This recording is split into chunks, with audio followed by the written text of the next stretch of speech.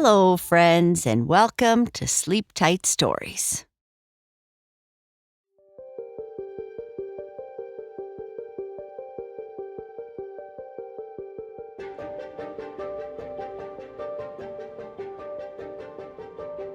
Red cannot believe that Blue has done it again.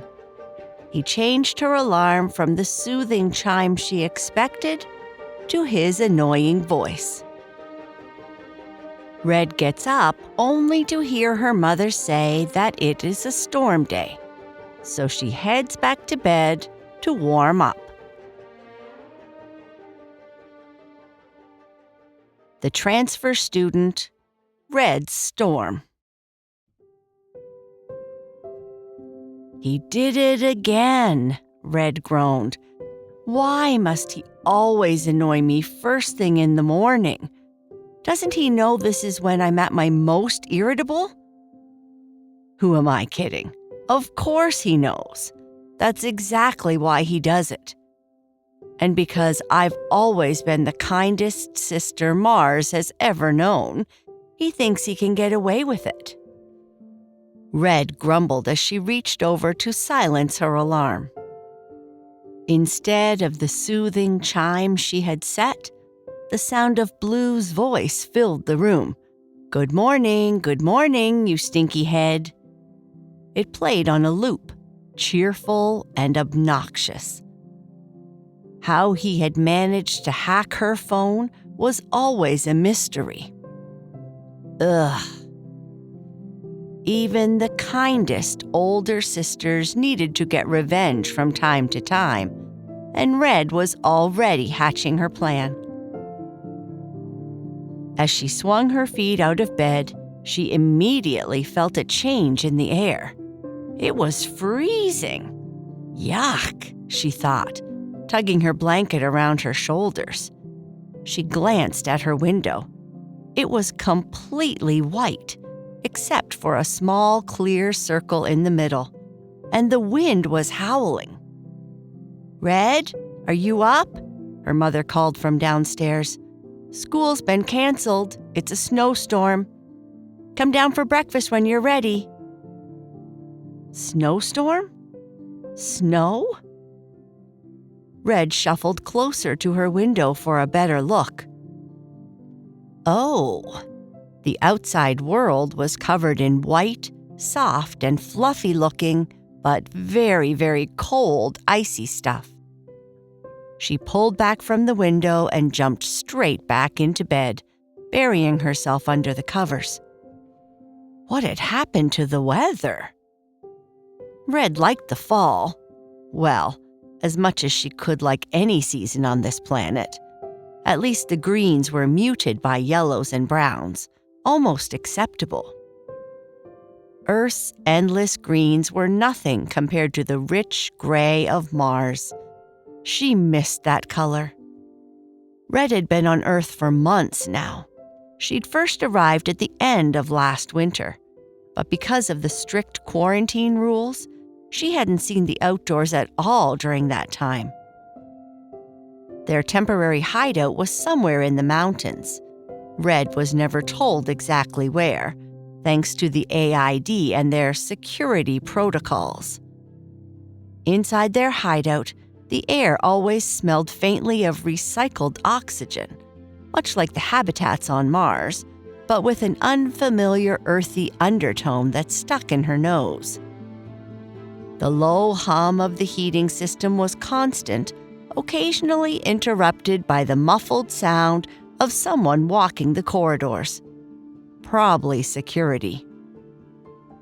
The walls of their hideout were decorated with colorful pictures of Earth's landscapes, which her mother said were meant to help them adjust and appreciate the planet's natural beauty. Red had turned every single one of them around. Too much blue, too much green. Their accommodations were designed to mimic what they'd left behind on Mars, but the colors on Earth were impossibly bright. Mars had its colors, even on the surface, but they were muted and understated, quiet like the planet itself, Earth, on the other hand, felt like a loud neighbor, all vibrant greens, piercing blues, and chaotic hues. Mars might have been harsh and barren to an Earthling, but to Red, it was home. Summers there had been filled with adventures underground and the thrill of seeing the surface through the safety of a dome, especially during dust storms. She missed those storms the most. The way the fine, rust-colored sand would swirl in patterns against the domed windows of their habitat. She and her friends would race through the underground passages from the outer rings to the core, pretending they were great explorers, mapping uncharted Martian territories. Her family, minus her father, who had important work to do, had won the lottery for resettlement on Earth. It was supposed to be a fresh start, but it came with a big secret. No one could know they were Martians. Most Martians, Red had heard, were sent to big cities where they could blend in easily. But her family had been sent to a small town on a small island in the middle of nowhere. While she was beginning to adjust and had made some friends, she still thought the big cities would have been better. At least they were gray. Her thoughts were interrupted by the creak of her door opening. Before she could react, Blue bounded into the room. "Hey, this is a blue free zone," Red yelled, glaring at her younger brother. "Blah, blah, blah," Blue replied, unfazed. "Mom said breakfast is ready, and if you want it while it's hot, you better come downstairs quick. Otherwise, you'll have to heat it up yourself." "Fine, you've told me, you stinky head," Red shot back in her typical morning grumpy tone.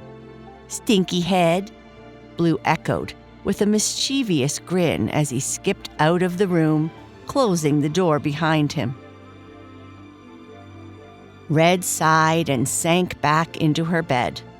"I'll just warm up a little longer before I brave the cold and go downstairs," she muttered, pulling the blankets tighter around her shoulders.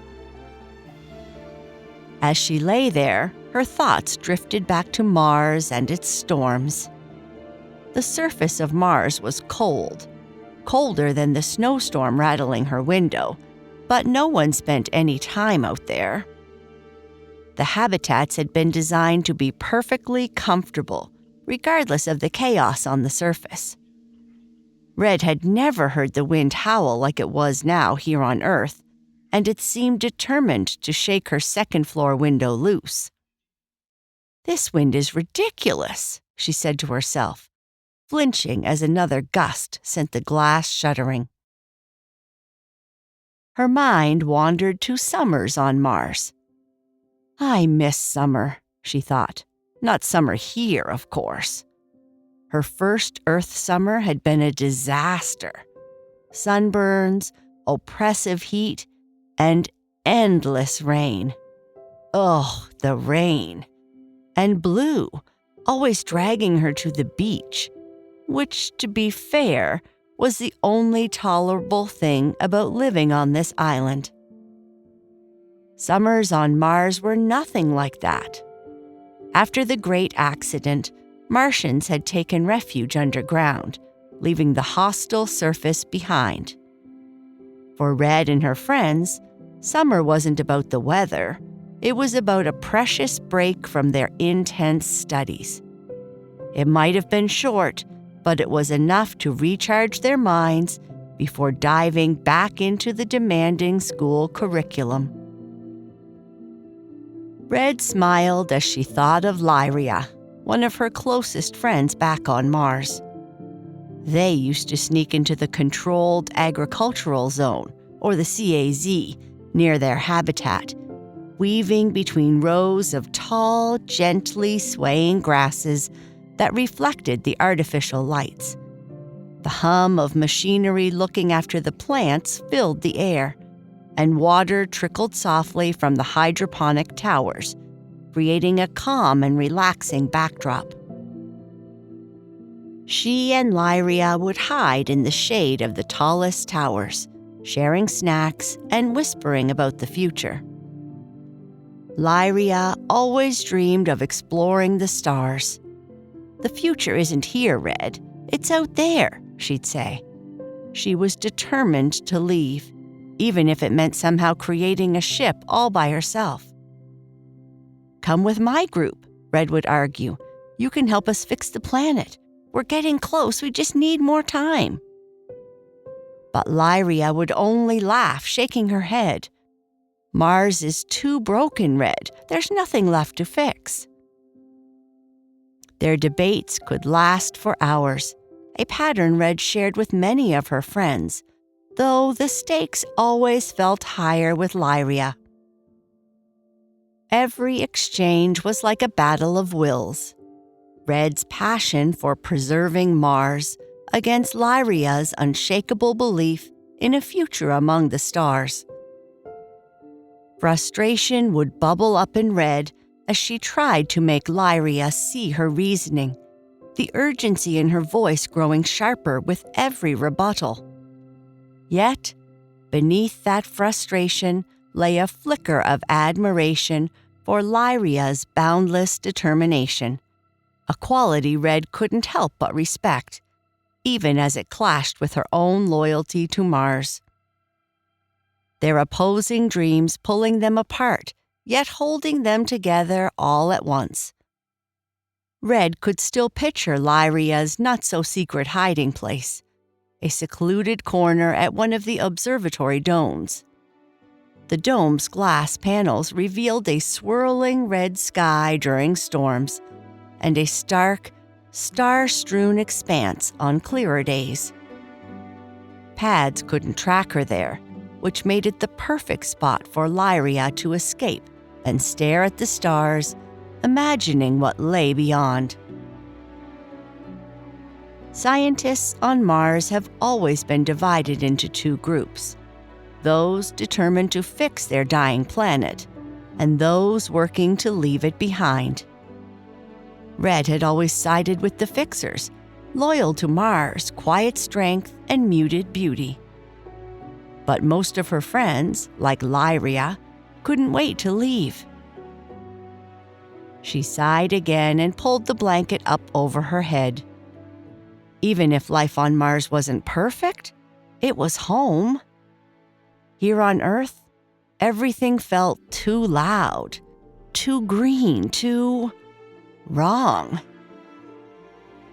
Just as she was about to drift back to sleep, her phone buzzed. It wasn't her alarm this time, it was messages. The first one was from Alexa in the group chat. "Hey gang, it's a free day. Anyone up for some winter fun?" Charlie had chimed in almost immediately. "Yeah, I'm watching TV all morning, then maybe reading some books in the afternoon. All right here in my warm house where there are lots of snacks. Winter fun? My mother would never let me go because of viruses and all that stuff."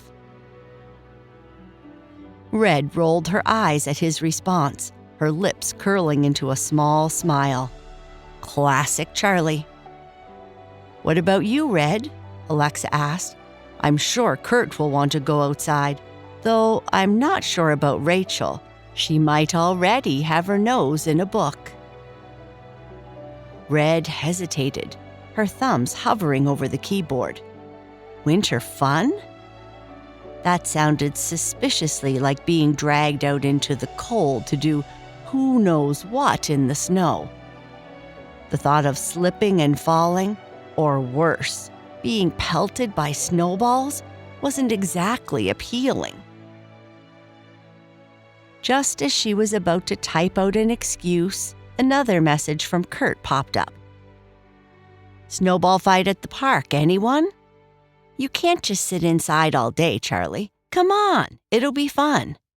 Red, you in?" Red groaned, pulling the blanket over her head. The idea of trudging outside in all that freezing white stuff made her shudder.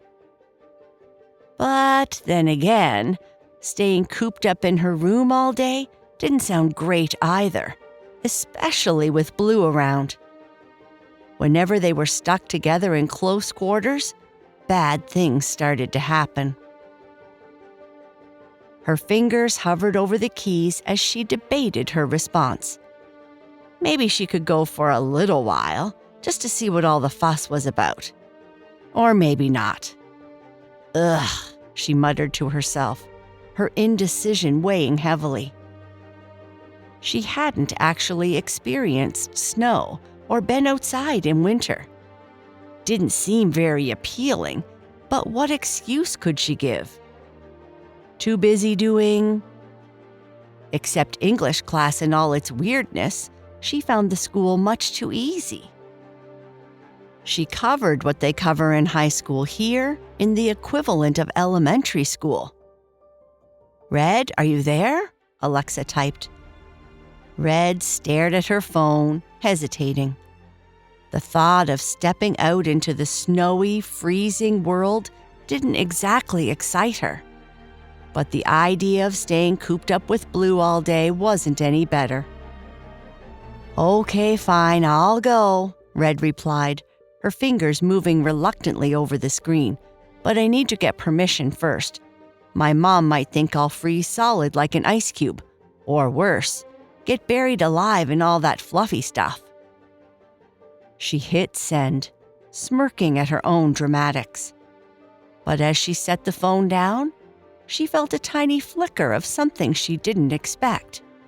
Curiosity. Snowstorms were yucky, sure, but maybe there was something worth seeing out there after all. And if not, at least she'd have Alexa and the gang to make it bearable. Her phone buzzed again. "Can't wait to see you out there. Wear something warm. And maybe I'll take pictures if you freeze into an ice cube. LOL." Red rolled her eyes, tossing her blanket aside and bracing herself for the cold. "What have I gotten myself into?" she thought, heading downstairs to ask her mom. But as she reached the bottom step, she started to feel a little excited, a contrast to her usual feeling of dread. Maybe, just maybe, this snow thing wasn't all bad. Maybe it would even be fun.